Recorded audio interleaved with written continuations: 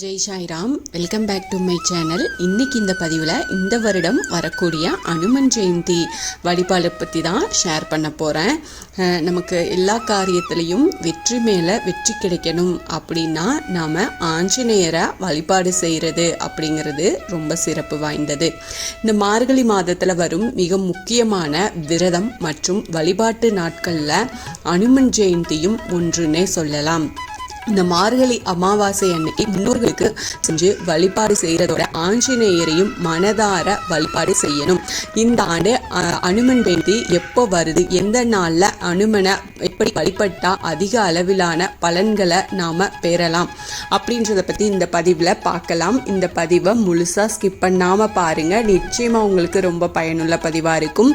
அதுக்கு முன்னாடி என்னோட சேனலுக்கு தொடர்ந்து சப்போர்ட் பண்ணுங்கள், லைக் பண்ணுங்கள், ஷேர் பண்ணுங்கள், கமெண்ட் பண்ணுங்கள், மறக்காமல் சப்ஸ்கிரைப் பண்ணுங்க, பெல் ஐகானை கிளிக் பண்ணுங்க. ராம பக்தரான ஆஞ்சநேயர் அவதரித்த தினத்தையே தான் அனுமன் ஜெயந்தியாக நாம் கொண்டாடுறோம். தமிழ் புராணங்களின்படி அனுமன் மார்கழி மாத அமாவாசையும் மூல நட்சத்திரத்திலையும் இணைந்த நாட்களில் தான் அவதரித்ததாக சொல்லப்படுது. இதனால் வழக்கமான அமாவாசைகளை விட மார்கழி மாதத்தில் வரும் அமாவாசைக்கு கூடுதல் சிறப்பு வாய்ந்ததாக பார்க்கப்படுது.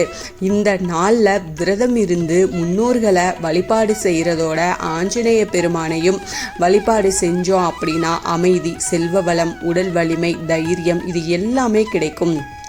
தென் மாநிலங்களில் மட்டுமே அனுமன் ஜெயந்தி மார்கழி மாதத்தில் கொண்டாடப்படுது. ஆனால் வட மாநிலங்களில் சித்திரை மாதத்திலேயே கொண்டாடுறத வழக்கமாக வச்சிருக்கிறாங்க. தமிழ் பஞ்சாங்கத்தின்படி இந்த ஆண்டு டிசம்பர் 19 வெள்ளிக்கிழமை அனுமன் ஜெயந்தி கொண்டாடப்பட இருக்கு. அன்றைய தினம் காலை 5:57 மணிக்கு துவங்கி டிசம்பர் 20 காலை 7:54 வரைக்கும் அமாவாசை இருக்கு. ஆனால் டிசம்பர் 20 அதிகாலை 12:05 மணிக்கு தான் மூல நட்சத்திரம் ஆரம்பிக்குது.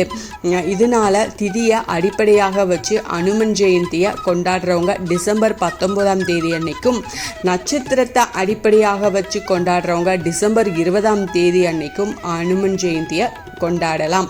ஆனால் டிசம்பர் 20 காலை 7:54 மணி வரைக்கும் மட்டுமே அமாவாசை திதி இருக்கிறதுனால அதுக்கு முன்னாடியே அனுமன் ஜெயந்தி வழிபாடுகளை செய்கிறது சிறப்பு வாய்ந்தது.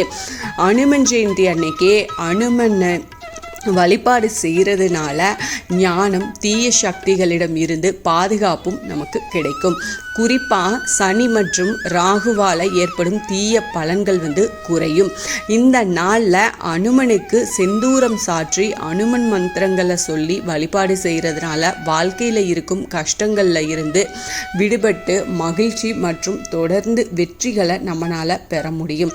இந்த நாளில் ஸ்ரீராம ஜெயம் சொல்கிறதும் எழுதுறதும் சிறப்பு வாய்ந்த பலன்களை நமக்கு கொடுக்கும்.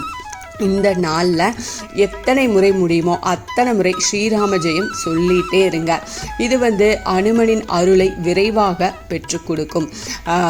முடிஞ்சவங்க ஸ்ரீராம ஜெயம் எழுதி அனுமனுக்கு மாலையாக கட்டி போடுங்க. இந்த அனுமன் ஜெயந்தி அன்னைக்கு அனுமனுக்கு துளசி மாலை, வடை மாலை, வெண்ணெய் காப்பு இது எல்லாத்தையுமே சாத்தி வழிபாடு செய்யலாம். அனுமனுக்கு வெண்ணெய் சாற்றி வழிபாடு செஞ்சோம் அப்படின்னா அந்த வெண்ணெய் உருகுவதுக்கு அனுமன் நம்முடைய கஷ்டங்களை போக்கி வேண்டுதல்களை நிறைவேற்றி வைப்பாரு அப்படின்னு ஒரு ஐதீகம் இருக்கு. அதே போல இந்த நாளில் ஆஞ்சநேயருக்கு வெற்றிலை மாலை சாற்றி வழிபாடு செஞ்சீங்க அப்படின்னா உங்களுக்கு வெற்றி மேல வெற்றி வந்துக்கிட்டே இருக்கும். பக்கத்தில் இருக்கக்கூடிய ஆஞ்சநேயர் கோயிலுக்கு போய் இந்த நாளில் வழிபாடு செய்ய மறந்துடாதீங்க. தவறாமல் வழிபாடு செஞ்சுட்டு வாங்க. இந்த நாளில் ஆஞ்சநேயருக்கு நடைபெறும் சிறப்பு அபிஷேகங்களையும் தரிசனம் செஞ்சுட்டு வாங்க.